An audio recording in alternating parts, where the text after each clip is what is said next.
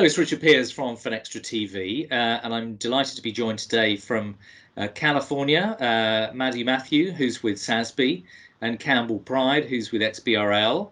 Guys, hello, good to see you today. Good to see you too. Good to see you too. Thanks for joining me. You know, it's the standards, sustainable finance, everybody's interested in what's going on here. So really thrilled that you were able to spend time with us today. Madhu, first of all, coming to you, tell us a little bit about your role and you know how you ended up there. Well, it's an interesting journey to get. I was in technology all my career. I started with Caterpillar, where I led several initiatives, technology initiatives. Then I was doing strategy consulting at Accenture. But I was always interested in sustainability and very passionate about the issues there. So I went to business school, and my focus of studies were primarily around the interconnects between business strategy, finance, and sustainability. So when the role, the technology lead role at SASB came along, it was a perfect fit. It combined my technology background and my interest in sustainability. I've been here with SASB for the last 6 years. It's been a great journey. Today at SASB, I lead initiatives that support, standard setting, stakeholder engagement, market adoption of SASB standards. With ever increasing momentum that we're seeing on SASB, it's a very exciting time to be working at SASB today. Right. Well, we're going to come back and ask you to unpack a bit more about SASB for people that don't know. But Campbell, same question to you. How did you end up in the role that you're at now, and what exactly is it? So probably in about the year 2000, I was at KPMG, and we became very interested in how could we standardize data. And basically at the time, it was really financial data. And at the time, you may recall, there are a lot of standards proliferating around XML, and there was a big push to standardize all types of data. And there was an explosion of XML standards at the time. And one of the ones that we started to work on was for financial reporting, which ended up being XBRL. I mean, at the time, the idea was if we could standardize all this financial data, it should be able to make things like the audit easier, and also to make information available to investors. So, and the whole idea was to make the whole process a lot more streamlined. And at the time, we were focusing on financial data, but when the standard was built, it really said, any type of data that would help investors. After I left KPMG and went to Morgan Stanley, and at Morgan Stanley, we were very interested in getting this data. We were trying to automate a lot of the investment analysis process. And initially we were getting financial data, but we also wanted to get performance data and data that drove the fundamentals of the business. So there was a big initiative at the time at Morgan Stanley to use XBRL as a way to collect this data, and we basically liaised with a lot of the standard setters at the time who were working on XBRL to do that. And so XBRL really became just an output, the standard itself, an output out of the demand to be able to collect all that data. So that was the idea behind it, was to be able to make, give information and have that information available to make investment. And one of the key things was so that we get that data and we could get it in an unambiguous standard. We weren't trying to redefine what FASB standards were or GASB standards or any of the other IFRS standards. It was really to capture that information that investors wanted. And so over the since 2000, there's been a lot of uptake of XBRL around the world. Most bank regulators use XBRL at this point. Most securities regulators use XBRL at this point, just purely as a way to collect large amounts of data. And that's just not really financial statement data. There's a lot of transactional data now that's collected in XBRL, and then also tax data, and obviously in some cases, and more so, is to collect sustainability data and ESG data. So that's kind of my background, and we can get into more details. Yeah, no, that's really cool to understand. So, Madhu, not everybody knows, there's such a pantheon of SASB and everyone else. So tell us SASB precisely, and then how it fits into, that IFRS world, and what's happening with this standards consolidation piece that I noted at the top of the call. Yeah. So SASB, we are, basically a nonprofit standard setting organization. And we establish industry-specific sustainability disclosure standards that are, financially material, and we focus on environmental, social, and governance-related topics. We would like to say that SASB helps cut through the noise. We are very focused on financial materiality, industry specificity, evidence-based standard setting. The idea is we help companies communicate to their investors on sustainability issues, and those disclosures are meant to be decision useful for the investors. So that would be the nutshell. And then, just as I say, I added two questions together there, which is, with the proliferation of different standards and obviously the recent announcements around consolidation, how do you, who joins the family? How do you see that process going through 2021? Yeah, so that's a great question. I forgot to answer that in the earlier part. Group of Five, I don't know if you've heard of that effort. So the leading standard setting and framework setting organizations like SASB, CDSB, CDP, IRC, and GRI, we all came together and we announced the intent to work together, to collaborate together, to make the ESG space easier for people to get on board with. And we've released that paper, and since then there's been very positive feedback from the market, because there's a common feedback that we get is it's difficult when there are multiple standard setting and framework setting organizations. To help reduce that confusion and help the market adopt ESG better, we've come together to collaborate. The other information I would like to share is the fact that SASB and IRC have announced the intent to merge. And we think that merger, there's a lot of synergy there. IRC, they have the framework where they promote integrated reporting and integrated thinking. So combined with the SASB standards, there's a potential for us to create a clear pathway towards integrated thinking, combine the financial side of things, combine the sustainability side of things, put that IRC framework on top of it, and then accelerate, integrated thinking across, the corporate disclosure landscape. And just before I move on to Campbell about the role of XBRL within that, skeptics out there, you hear them every day, and I just love to use this opportunity to sort of try and put them on the right path. But they will say that this proliferation and this talking goes on forever, and in the meantime, we're not actually making any impact in the real world, with the climate emergency, etc. I know you guys feel this urgency, and you spoke about your passion, but try and give people a sense of hope that this won't be an announcement that sees no teeth for some time. Well, in terms of the IRC merger, I think it's happening.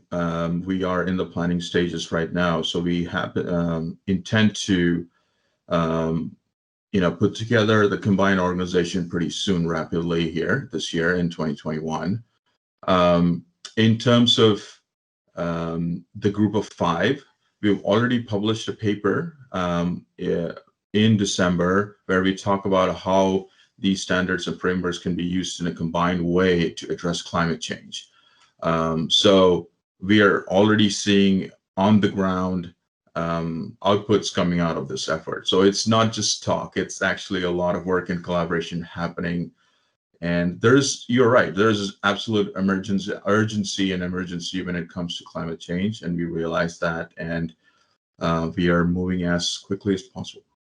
Brilliant, thanks for that. Now, Campbell, some people will, again, still be trying to understand, if they're new to it, what XBRL's role is, and they'll think, well, that's just another acronym along with the ones that we've just heard from Madhu, but clearly it's got a very different role. Can you unpack for us a little bit about that and how it interfaces to what SASB explicitly are doing, and as per I saw in that excellent webinar that you guys did recently? Yeah, so XBRL is really just, you can think of it as a pathway to get that data from the companies to the actual investors. And so, we could sit down and we could write a new pathway or build a new road to get that data there, but that doesn't really seem to be like an efficient way to do that. We already have a system that's working. Regulators around the world are already using that pathway to get data to investors. So if we can just, we can get on that same road and get that data to those, to people who need that data to make investment decisions, it certainly makes it easier. And, there's been a proliferation of different ways that this data has been getting to the marketplace to date, which is extremely inefficient. People are sending out questionnaires, paper, XML documents, all the stuff's flowing around.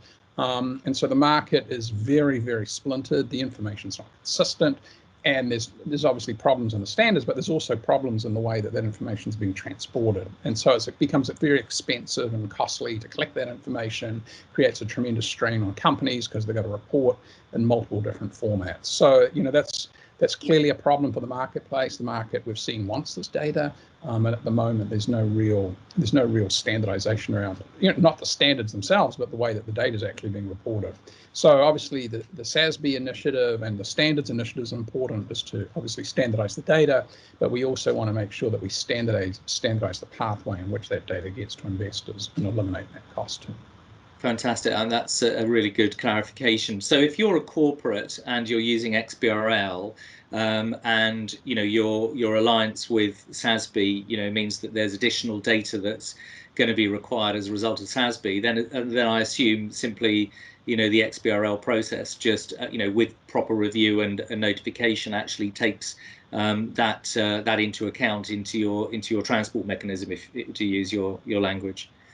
Yeah, so if you look at something like the filings that companies are doing with the SEC, for example, in the US, for example, there's no reason why the SEC couldn't just say, look, we're going to approve the SASB taxonomy that Madhu and co have been working on, and then say, you need to report this additional data. And then what the SEC would say is you just really need to file that data with us, and that references the SASB taxonomy. And they all kind of interplay together. You can basically build just one data model, which has got the US GAAP data model, and then the SASB data model just basically gets tacked onto that. And so it's still one filing, but it's got both the data in there, rather than being a separate initiative. And you'll see even now in 10Ks, sustainability data is being reported in those filings, particularly in things like REITs. They care about how much electricity or water people are using. So that information's already flowing in there. And so it's a relatively, small number of steps that needs to be taken. All the SEC needs to do is to basically approve the SASB taxonomy and say if companies wanted to file that data, then they can do that in a standardized format. So it's just, we're really thinking about what's the shortest path from making that data available. Lovely. And Madhu, if you think about the short term, 6 to 9 months, etc., and then the vision going forward, I suppose if you look at the corporate, as we've heard, they need life to be easier so that they can know what's required and then complete it. If they're small, obviously they don't have a lot of resources, they've got a lot of pressures on them. If you're the investor, you're obviously looking for clarity of information that you can benchmark. If you're actually even a data company, there's many of them now, they need to be able to go to one fire hose via an API, if you will, and then be able to consume data that they can perhaps create lots of slices and dices for different audiences. What's your how do you see this working short, medium, long term in terms of a vision serving these different audiences?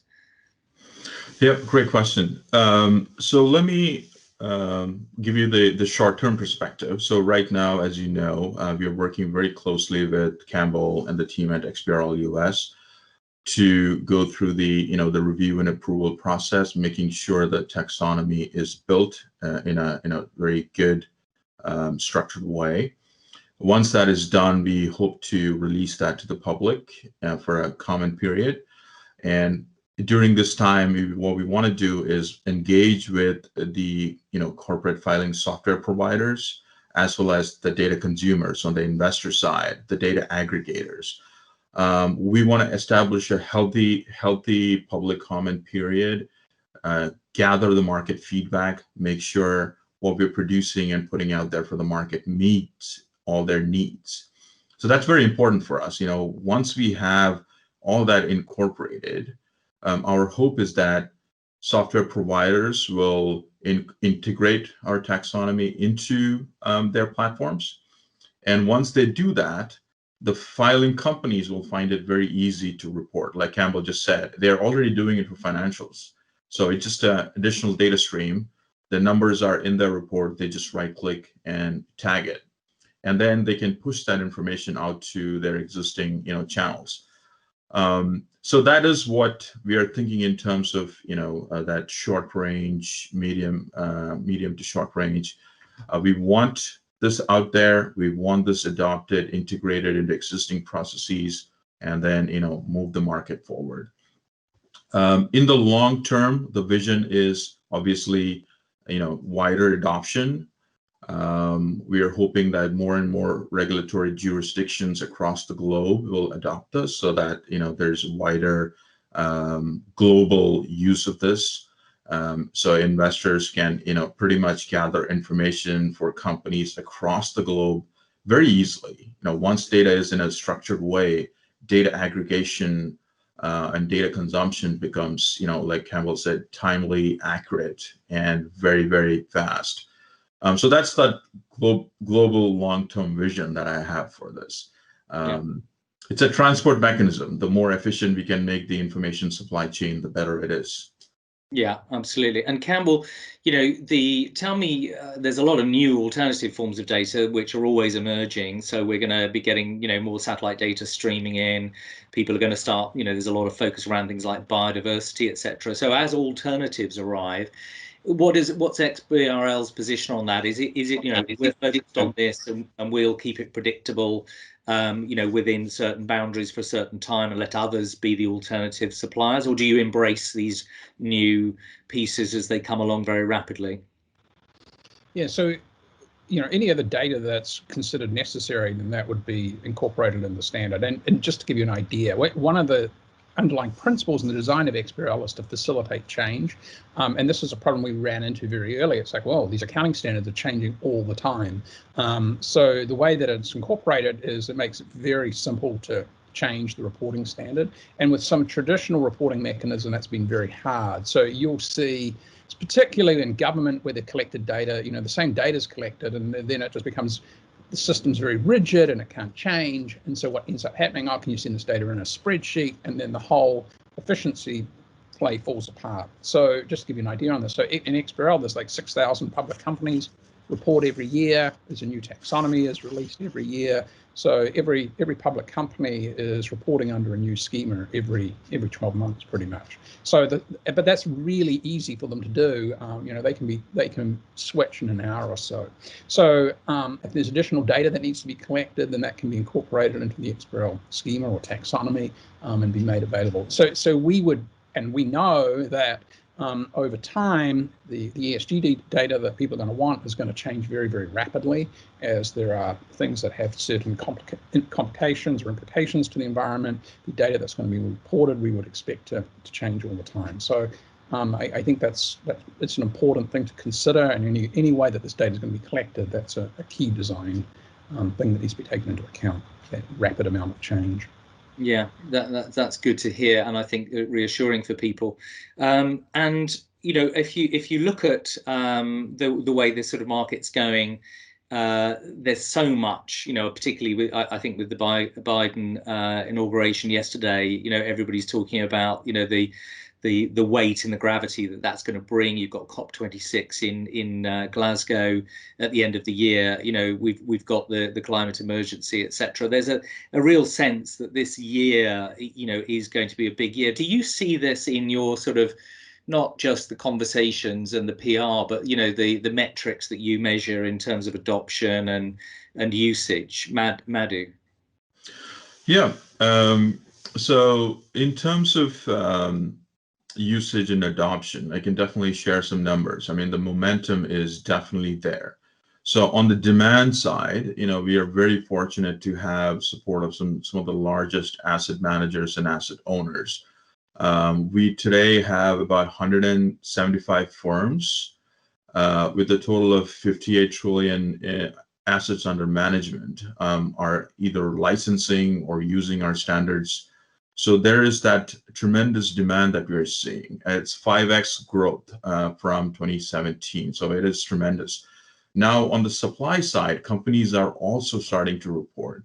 In 2020, we had 542 companies report using SASB.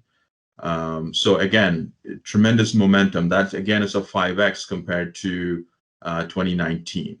So we are, definitely seeing really strong momentum there. And like you kind of alluded, there is that sense of urgency when it comes to climate change, biodiversity, and other issues. So again, everybody understands that these issues are important from a enterprise value creation perspective. The investors are understanding that very clearly. That demand is translating into supply on the corporate side. Gotcha. And Campbell, what about from your perspective? Well, in the US in particular, obviously, the SEC is pushing forward with more XBRL adoption for other items as well, like resource reporting. The Federal Energy Regulatory Commission, they have adopted XBRL. So basically, all utility data, pipeline data, oil pipeline data, gas pipeline data is going to be reported in an XBRL format in the coming years. So once you've got all that data in a standard format, once you've got ESG data in that format as well, and it makes it very easy to be able to compare that data across those different data sets as well, because it's all in a structured format. So I think a lot of that is going to come together quite nicely, and as globally, XBRL data, particularly in Europe, there's a mandate that's going to be coming in place in the next couple of years to basically mandate all public company reporting in Europe as well in an XBRL format. So a lot of those different threads are all coming together, and if the sustainability data is there as well, it creates a really good framework to be able to evaluate company performance, not just for investors, but for anyone who is using those companies as a supplier or as also as a retail investors who want to build their own portfolios. Yeah, interesting. So let's leave it there, guys. But I just wanted to, Madhu, if you could just, if there's a website or a, API or something that you want to point people to as a call to action, do let me know. Yeah.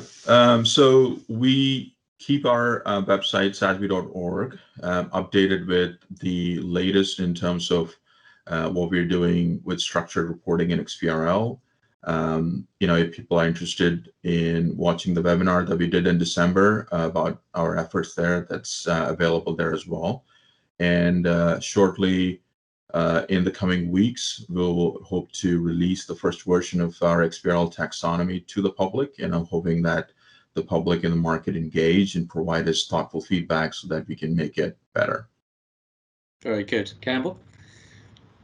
Yeah, so we do actually make a lot of XBRL data available, and we have APIs for that. So if you want to get that data, you can get that data. We have an Excel and a Google Sheets add-ins as well, which you can use to pull that data if you want to look at it. And then we also have that data available on our website. So that's all there. And if we can get regulators collecting ESG data, we will make that data available as well to the public. Fantastic, guys. Really interesting, and hopefully useful for people to start to understand what these acronyms mean and what the intent is behind them and the direction of travel, which is really important. And I hope that the great world of hackers out there will use these APIs for hackathons for good, etc. as well, and really start to experiment and use your services. So thanks for your time, and look forward to catching up in the near future with your progress. Thank you. Thank you.